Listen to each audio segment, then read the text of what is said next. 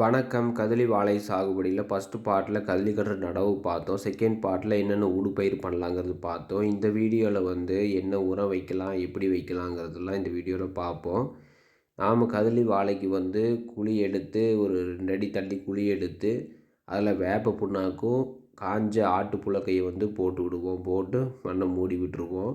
இதில் வேப்ப புண்ணாக்குங்கிறது பார்த்திங்கன்னா எல்லாம் கலப்பு புண்ணாக்காக இருக்கும். எல்லாமே மிக்சடு வேப்ப, இலுப்பை புண்ணாக்கு அந்த மாதிரி எல்லாம் மிக்சடு புண்ணாக்கு போட்டுருவோம். போட்டு நம்ம தண்ணி விட்டுருவோம். அப்புறம் இதில் இருக்க வாழை வேஸ்ட் ஆகட்டும், மட்டையை தென்னை மட்டை அந்த மாதிரி விழுந்திருக்கிறதெல்லாம் அதில் மூடாக்கு மாதிரி போட்டுருவோம். இந்த உரம் தான் நம்ம போட்டது. இது எல்லாமே மிக்சடாக இருக்கும். இது மட்டும்தான் நம்ம கதலி வாழைக்கு உரமாக போடுறோம். அது இல்லாமல் ஏதாவது நோய் தாக்குதல் வராமல் இருக்கிறதுக்கு வேப்ப எண்ணெயை தண்ணியில் மிக்ஸ் பண்ணிவிட்டு அப்படியே ஸ்ப்ரே பண்ணி விடுவோம் வாழைக்கு. இவ்வளோ தான் நம்ம பண்ணுறது இயற்கை முறையில். வீடியோ பிடிச்சிருந்ததுன்னா லைக் பண்ணுங்கள், ஷேர் பண்ணுங்கள், சப்போர்ட் பண்ணுங்கள். நன்றி.